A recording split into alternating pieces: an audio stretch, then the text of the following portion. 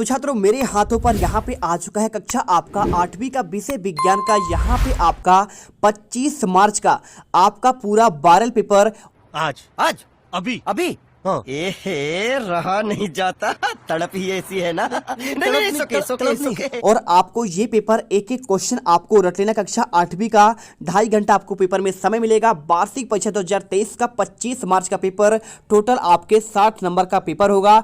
और अभी तो रुको, क्लाइमैक्स अभी बाकी। 24 क्वेश्चन होंगे, एक एक क्वेश्चन आपको दिखाएंगे। आपको इस प्रकार से आपको पेपर मिलेगा, एक एक क्वेश्चन आप रट लेना। कुछ आपके पे निर्देश आपके दिए रहेंगे और इस प्रकार से आपको यहाँ पे कुछ आपके देखिए, यहाँ पे आपका रोल नंबर आपको भरना है। तो चलिए फटाफट पूरा पेपर और उसका देखिए, मेरे पास पूरा पेपर और सॉल्यूशन सहित आपका यहाँ पे दिख रहा है।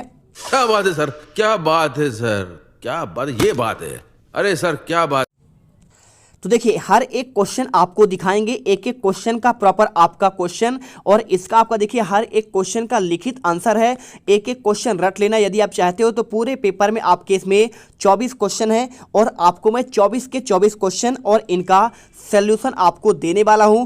रट लेना। क्वेश्चन आपका देखिए 20वां मिलेगा, 19वां, 18वां, 17वां आंसर सहित आपको मिल जाएंगे। बहुत ही आपके कलरफुल आपको आंसर मिलेगा। रट लोगे तभी आप यहाँ पे पेपर में टॉपर्स बन पाओगे। टोटल अगर क्वेश्चन की बात करूं तो आपके इसमें पूरे 24 क्वेश्चन आपको मिल जाएंगे। चलिए फटाफट इस वीडियो को स्टार्ट कर देते हैं। पहला क्वेश्चन, इसका उपयोग निम्न से किसके उत्पादन में होता है? चीनी के उत्पादन में, हाइड्रोक्लोरिक एल्कोहल या फिर आपका ऑक्सीजन। तो एक अंक का क्वेश्चन है। आंसर आपको देखिए, यीस्ट का आपका जो उपयोग होता है आपका एल्कोहल के निर्माण में होता है। आंसर आप यहाँ पे एल्कोहल करिए। इसके बाद चलिए आपको दिखाते हैं आपका दूसरा क्वेश्चन। चैनल को सब्सक्राइब करो पहले, हाँ जल्दी करो। मुझे पता है कि आप लोग नहीं करते हो, वीडियो देखते हो लेकिन सब्सक्राइब नहीं करते। ये लाल कलर का बटन है, इसे दबाओ, जल्दी दबाओ, जल्दी दबाओ, फिर मैं शुरू करूँ। दबा दो जल्दी, दबा दिया, घंटी भी दबा देना, ठीक है। इसके बाद देखिए क्वेश्चन आपका सेकंड है, रेयान एक संश्लेषित रेशा नहीं है क्योंकि। आपको इसमें आंसर देना। देखिए इसका देखिए पहला आपका लिखा गया है, इसका रूप रेशम समान होता है, 1 नंबर क्वेश्चन है, और इसे काष्ठ लुगदी से प्राप्त किया जाता है। तीसरा, इसके रेशों में प्राकृतिक रेशों के समान बुना जाता है, और आपका डी नंबर इनमें से कोई नहीं। तो आपको आंसर देखिए, इसे काष्ठ लुगदी से प्राप्त होता है, आपको आंसर करना है। और क्वेश्चन देखो, अगर मैं तीसरा, निम्नलिखित में से किसको पीटकर आपका पतली चादर में बदला जा सकता है? देखिए अगर मैं बात करूँ, देखिए आपका धातु के कुछ गुण होते हैं। धातु के कौन कौन से गुण होते हैं? एक आपका होता है आघात वर्णनीयता होता है, और एक आपका होता है तन्यता। तो आघात वर्णनीयता आपका जो कहलाता है उसे कहते हैं पीट कर चादर में बदला जा सके। क्या करें? पीट कर। अगर पीट कर चादर बना दें तो आपका ये आघात वर्णनीयता कहलाता है। और यदि तार में बदल दें, किसे बदल दें? तार में आपका बदल दें। अगर मैं तार में बदलूंगा तो आपका हो जाएगा तन्यता। तो यहाँ पे आपका जो धातु गुण होता है दोनों होता है, आघात वर्णनीय भी होता है और आपका यहाँ पे तन्यता भी होता है। तो यहाँ पे पूछा गया, देखिए पीट कर पतली चादर में परिवर्तित किया जाता है। आपके किसका गुण है? धातु का। अब धातु देखिए, फास्फोरस आपका धातु है नहीं, ऑक्सीजन भी आपका धातु है नहीं, सल्फर भी आपका धातु है नहीं, तो इसमें आपका मात्र जिंक आपका धातु है। तो आंसर आपको ए नंबर, आपको जिंक लगा देना है। वीडियो को दिल से लाइक करना है और चैनल को आपको सब्सक्राइब कर लेना है। देखिए इसके बाद क्वेश्चन आपका आता है चौथा नंबर, फास्फोरस है, ठीक है। तो फास्फोरस क्या? देखिए आपका धातु है, अधातु है, उपधातु है, मिश्र धातु है। आप जानते हैं, देखिए फास्फोरस क्या है आपका, यहाँ पे आपका धातु तो है नहीं, आपका ये आंसर आपका अधातु है हो जाएगा। इसके बाद अगर मैं आंसर की बात करूं, देखिए क्वेश्चन लिखा है 5वां, मनुष्य की किस अवस्था की अवधि 11 से आपका 19 वर्ष होता है? तो आप जानते हैं, देखिए यहाँ पे आपको आंसर की बात करूँ तो आपको यहाँ पे सी नंबर आपका किशोरावस्था हो जाएगा।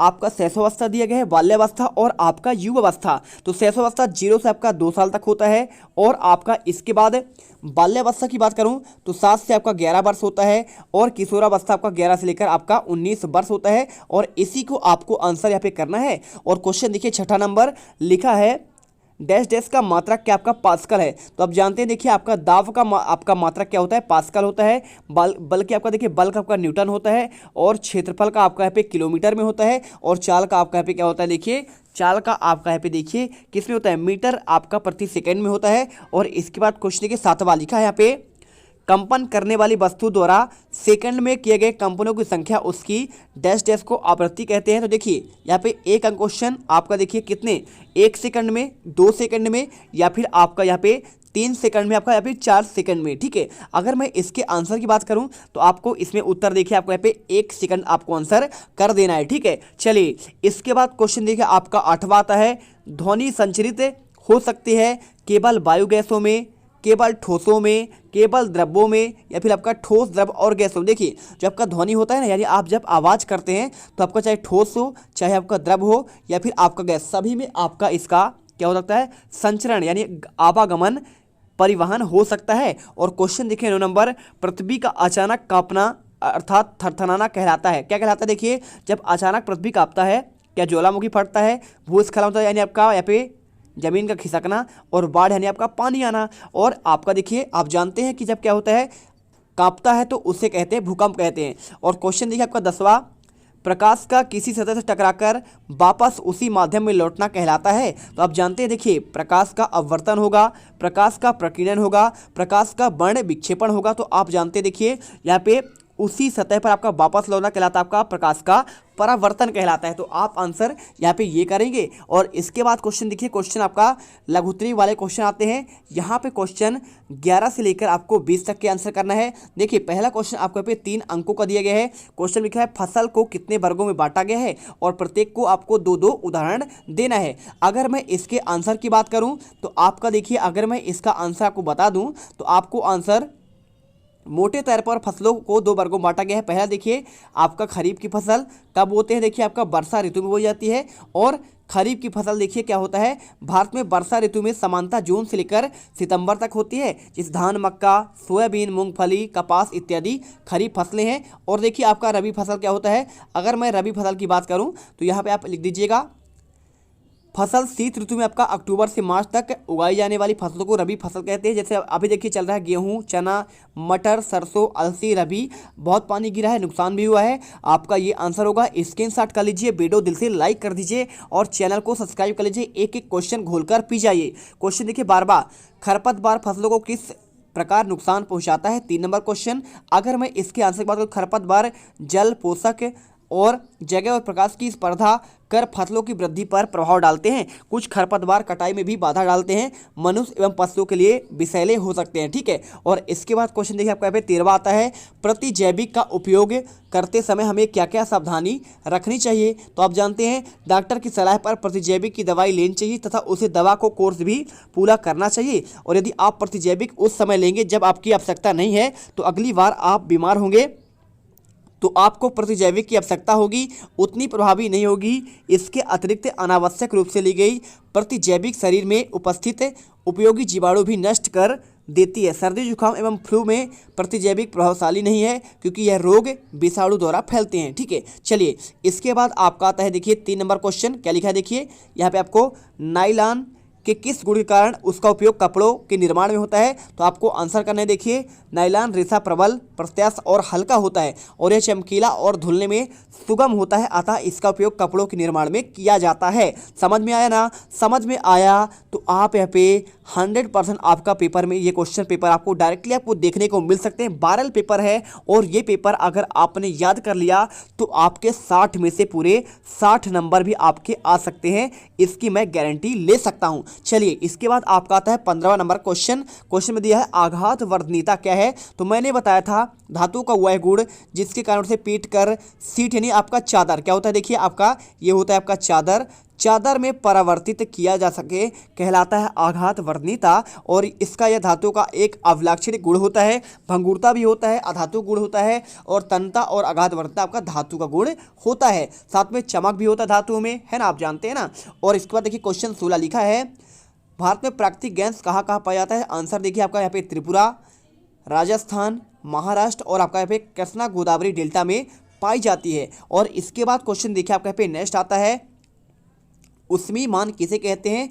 ईंधन के ऊष्मीय मान को आपको यहाँ पे मात्रक प्रदर्शित करना है। तो अगर मैं इसके आंसर की बात करूँ, किसी ऊष्मा के 1 किलोग्राम के पूर्ण दहन से प्राप्त ऊष्मा उसका ऊष्मीय मान कहलाता है। ईंधन के ऊष्मीय मान को किलो जूल प्रति किलोग्राम या फिर मात्रक को आपको देखिए केजी प्रति केजी आपका आंसर होता है। और क्वेश्चन देखिए 18वां, कैरम बोर्ड पर महीन पाउडर क्यों छिड़कते हैं? तो आप जानते हैं घर्षण को कम करने के लिए कैरम बोर्ड पर महीन पाउडर आपका डाला जाता है। आपने कैरम तो खेला होगा और रसगुल्लो यदि आपने खेला है, वीडियो को लाइक करो यार, तब आप यहाँ पे 60 में से 60 नंबर पाओगे। और यहाँ पे चैनल को आपको हर एक छात्र को सब्सक्राइब कर लेना, क्योंकि आपने 7th में भी आप यहाँ पे वार्षिक के पेपर में रियल पेपर हमारे द्वारा पाए हैं, 6 वाले बच्चे भी पाए हुए हैं।